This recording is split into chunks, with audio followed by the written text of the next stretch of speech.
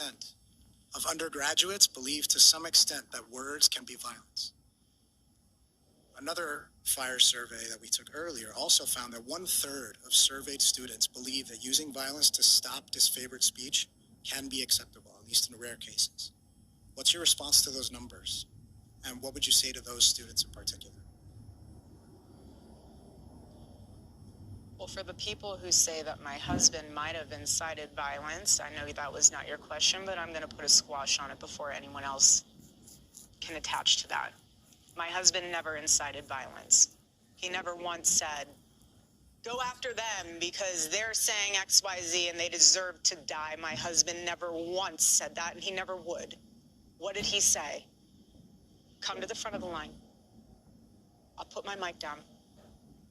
Tell me why you believe that. That's interesting. I never thought of that. But have you thought of this? People heckling, laughing at them. Stop. It took a lot of courage for them to come up here. Stop doing that.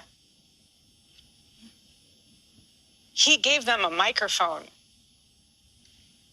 He didn't take away a moment for them to speak back. He gave them a microphone. And what they do, they gave him a bullet in the neck. Totally different. But you have secular revolutionaries that want to come out and say, you can't say that, and I'm going to stop you from saying it. I'm going to... Why? You don't have a conversation. Something as simple as a conversation. And this is what is so fascinating to me. My husband knew that something as simple as having a conversation could change the world. So simple. That is an ancient thing. Come and sit down and have coffee with me. Why do you believe what you believe? 80s and 90s, they were doing this in Congress, then going to have a Subway afterwards. Why don't we do that anymore? Instead, it's violence. Usually one-sided. I'm not going to go there. But you know what's so interesting about my husband's book? The last book he will ever write. It could have been about politics. It could have been about football. It could have been about anything. He was multidimensional. It literally says, stop in the name of God.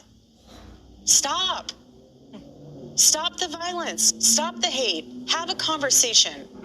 Stop.